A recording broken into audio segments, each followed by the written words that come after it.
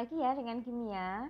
Hari ini kita akan bahas bab baru, yaitu yang disebut dengan kesetimbangan kimia. Nah, sebelum kita masuk ke materi, kira-kira kalau saya bilang kesetimbangan, apa yang ada di pikiran kalian? Berarti, oh namanya saja kesetimbangan Bu, berarti dia seimbang, dia setimbang. Tidak ada yang berat sebelah. Antara kiri dan kanan dia sama. Ya, gambaran awal tentang kata kesetimbangan. Nah, di kesetimbangan kimia kita bisa ambil contoh tentang aki, ya, baik aki kendaraan bermotor maupun aki mainan anak-anak ataupun aki yang lain, ya. Di aki itu terjadi reaksi kesetimbangan, yaitu reaksi bolak-balik. Ya, di aki itu terjadi reaksi bolak-balik alias yang disebut dengan reaksi reversibel. Aki itu bisa diisi ulang. Ada yang bilang, Bu, bisa dicas, Bu, ya. Nah, aki itu ketika dicas dan ketika dipakai, ya, itu terjadi perubahan arah reaksi yang mana nanti bisa terjadi bolak-balik. Oke, ketika aki itu dicas, ya, akinya dicas, itu terjadi perubahan reaksi dari energi listrik menjadi energi kimia, ya. Jadi produknya adalah energi kimia. Tetapi ketika kita gunakan si aki itu, reaksinya berbalik. Dari yang awalnya listrik menjadi kimia, sekarang energi kimia itu diubah lagi menjadi energi listrik. Ya, oh berarti tadi reaksinya bisa bolak-balik. Dari listrik menjadi kimia, ketika aki dipakai, kimia menjadi energi listrik. Nah, itu yang disebut dengan reaksi reversibel.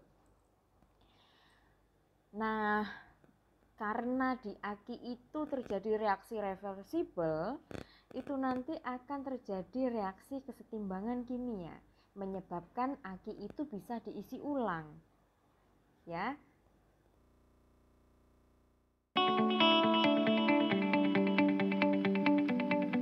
Oke, kita mengenal kesetimbangan kimia, kita kenalan dulu tentang jenis reaksi.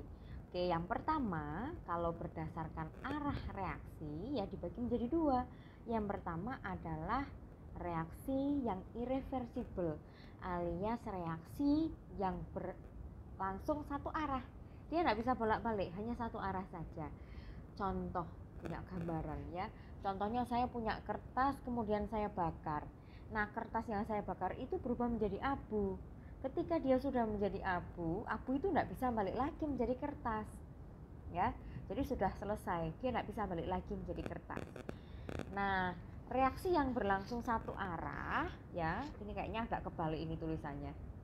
Oke, reaksi yang berlangsung satu arah itu cirinya dia ditulis dengan tanda panah, yang biasa kalian tuliskan, menuliskan reaksi itu, oh reaksi dituliskan dalam tanda panah, ya.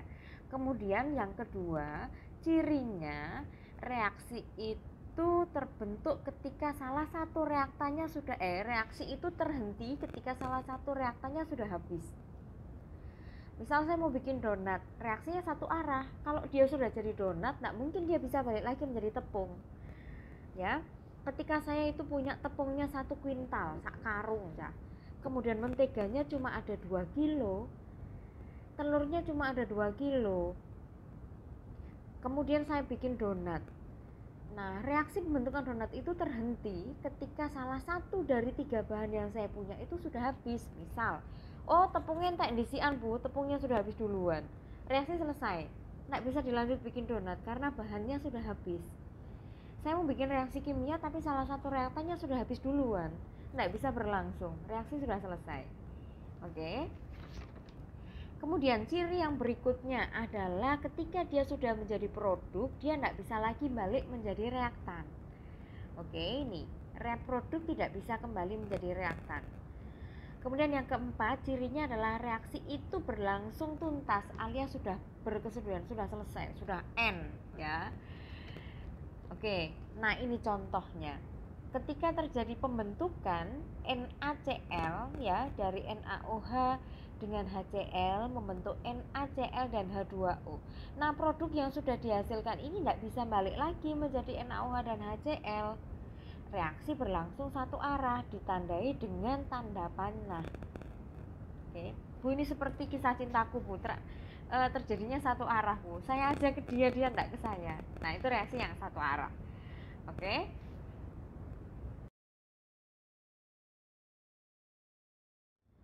Oke, jenis reaksi yang kedua, reaksi yang berikutnya adalah reaksi yang bisa bolak-balik, alias reaksi yang berlangsung dua arah, alias yang disebut dengan reaksi reversible. Reaksi yang reversible ini berarti dari reaktan menjadi produk, produk bisa balik lagi ke reaktan. Ya, saya merebus air, ketika air itu mendidih, pancinya tak tutup, terbentuk uap air. Uap air itu saya dinginkan, dia balik lagi menjadi air. Nah, reaksi yang bolak-balik bisa terbentuk lagi reaktannya. Nah, itu yang disebut dengan reaksi dua arah, alias reaksi yang reversible. Kemudian cirinya reaksi yang dua arah yaitu, nah ini dia ditulis dengan tanda panah yang bolak-balik. Boleh menuliskan dengan tanda yang ini atau yang ini. Nah, ini menunjukkan bahwa reaksi itu bisa berlangsung bolak-balik. Kemudian ciri yang kedua yaitu reaktan bisa menjadi produk. Ketika sudah menjadi produk, dia bisa balik lagi menjadi reaktan. Oke.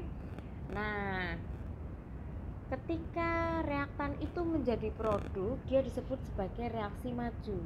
Ketika sebaliknya sudah terbentuk produk balik menjadi reaktan, itu disebut dengan reaksi balik.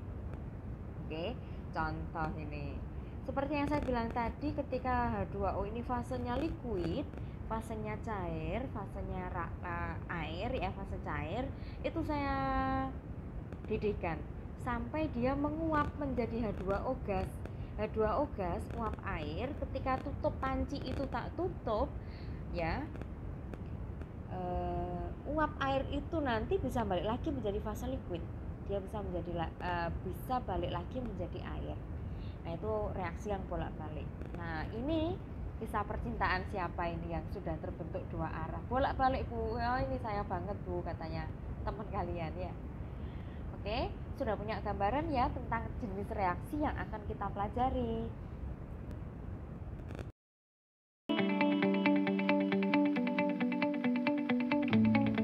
Di reaksi kesetimbangan ada tiga kemungkinan kondisi pada konsentrasi produk dan reaktan sebagai berikut. Oke, yang pertama ini ada kondisi A, kondisi B, dan kondisi C. Gambar ini sudah ada pada buku paket kalian. Kalian tinggal bisa berliterasi, kalian bisa membaca sendiri di rumah. Penjelasannya sudah sangat lengkap. Di sini saya hanya menyampaikan sedikit saja sebagai gambaran dan wawasan kepada kalian. Ya, siapa tahu yang di rumah terlalu gabut, Bu, tidak sempat saya baca. Ya, saya tidak harap begitu. Saya harap kalian sangat rajin untuk membaca. Oke, nah ini reaksinya. Reaksi A dan B menjadi C dan D.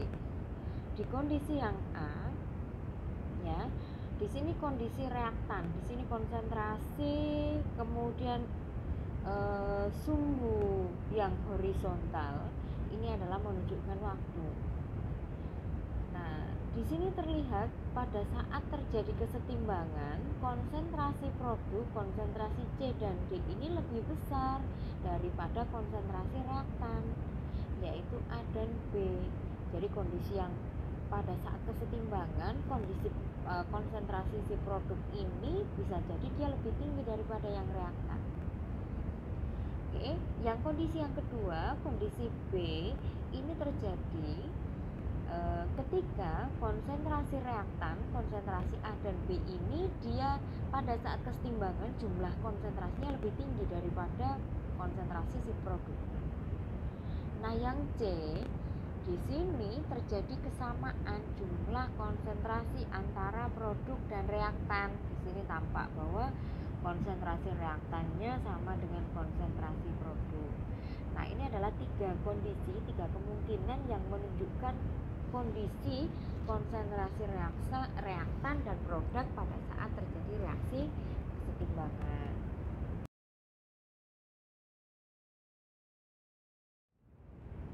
Nah, kesetimbangan kimia itu dibagi menjadi dua. Yang pertama, kesetimbangan yang homogen, dan yang kedua adalah kesetimbangan yang heterogen. Oke. Yang pertama adalah kesetimbangan yang homogen. yaitu memiliki fase yang sama. Kalau reaktannya gas semua, berarti produknya nanti terbentuk gas semua, dan itu bisa balik lagi menjadi reaktan. Jenisnya sama, fasenya sama. Ya, ini contohnya. Ketika gas hidrogen bereaksi dengan gas iod, dia menjadi gas hidrogen iodida, ya, gas HI, gampangannya ngomongnya HI. Nah, itu fasenya sama, kalian bisa cek fasenya sama-sama gas semua. Terjadi reaksi dua arah alias bolak-balik, tandanya tanda panah yang bolak-balik. Oke, contoh yang berikutnya, misal ada Na+ dengan Cl- menjadi NaCl, semua fasenya fase aquos, semuanya fasenya sama, terjadi reaksi yang bolak-balik. Oke. Kemudian untuk yang reaksi kesetimbangan heterogen, bisa kalian lihat di mana dia memiliki fase yang berbeda. Berarti kalau reaktannya fasenya apa, produknya bisa jadi fase yang berbeda. Misal di sini ada karbon dengan uap air H2O, fasenya gas, menjadi CO yang fasenya gas dan gas H2. Nah, fasenya beda. Ada di sini fase solid, ada fase gas, di sini terbentuk gas dan gas. Reaksinya bolak-balik, Bu. Nah, ini yang disebut dengan reaksi kesetimbangan yang heterogen. Contoh lagi, misal ada Ag+ dengan ferrum Fe2+, menjadi Ag dan Fe3+. Di sini dicek fasenya aquos, dia membentuk endapan alias solid, kemudian terbentuk aquos. Ini bisa balik lagi menjadi reaktan. Fasenya berbeda. Ada fase yang tidak sama. Bu, semuanya boleh tidak sama? Boleh. Meskipun ada satu jenis tok, ada satu senyawa yang sudah fasenya beda, ini sudah masuk ke kategori yang kesetimbangan heterogen. Oke.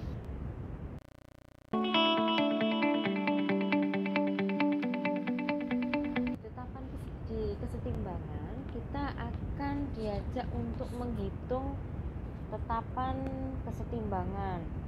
Ya. Apa itu tetapan kesetimbangan? Ketetapan kesetimbangan itu adalah hasil kali dari konsentrasi produk yang dipangkatkan koefisien dibagi dengan hasil kali konsentrasi reaktan yang juga dipangkatkan oleh koefisien. Nah, di kesetimbangan kita kenal istilah yang namanya KC, yaitu tetapan kesetimbangan, di mana dia berdasarkan konsentrasi. Tetapi yang dilihat hanya untuk fase aquos dan fase gas, ya. Harus diingat-ingat, dia hanya untuk yang fase aquos dan fase gas. Ketika dia ada reaksi A menjadi A plus B menjadi C dan D, KC kita bisa hitung karena tadi adalah tetapan kesetimbangan itu adalah hasil kali konsentrasi produk pangkat koefisien dibagi dengan hasil kali konsentrasi reaktan dipangkatkan dengan koefisien, sehingga harga KC kita bisa hitung dengan cara ini.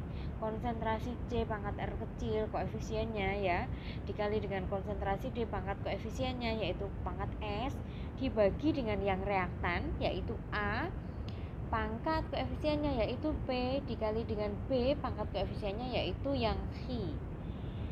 Oke, itu bisa dihitung harga tetapan kesetimbangan alias KC.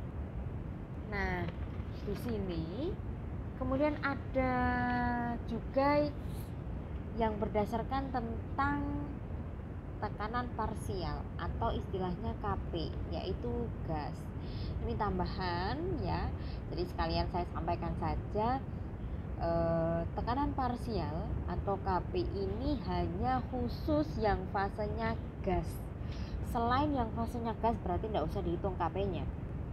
Dengan cara yang sama, tetapi kalau yang tadi dihitung adalah konsentrasi, yang fase KP ini kita tidak dihitung konsentrasinya, kita menggunakan tekanan parsial masing-masing gas. Ya, jadi tekanan parsial pada C dipangkatkan dengan koefisiennya C dikali tekanan parsial pada D pangkat koefisiennya D kecil dibagi dengan yang reaktannya yaitu tekanan parsial pada A pangkat A kecil yaitu koefisien dikali dengan konsentrasi. Tekanan parsial pada B dipangkatkan dengan koefisiennya B kecil. Ya, jadi kalau KC ini tadi yang dilihat hanya aqueous dan gas, selain itu tidak usah dimasukkan ke dalam KC. Bu, misal B-nya ini adalah fasenya solid, Bu, ya berarti di sini tidak usah dibagi B, berarti cukup dibagi A saja. Ya, kalau semuanya aqueous ya semua harus dihitung. Bu, kalau di sini yang fasenya aqueous cuma satu tok, Bu, yang lain solid semuanya dihitung, ya berarti ini tok. Ya, oke. Nah, tekanan parsial yang gas juga begitu, yang dihitung, yang dimasukkan dalam rumus adalah yang khusus fase gas, yang lain tidak usah dihitung. Oke, ini hanya untuk fase gas. Oke, gampang ya. Jika sudah, sekarang kita latihan soal ya. 6 soal berikut dikerjakan di buku tugas. Jangan lupa sertakan nama, kelas, dan nomor absen, kemudian ikut sertakan di foto ya, kemudian diupload di Google Classroom. Terima kasih.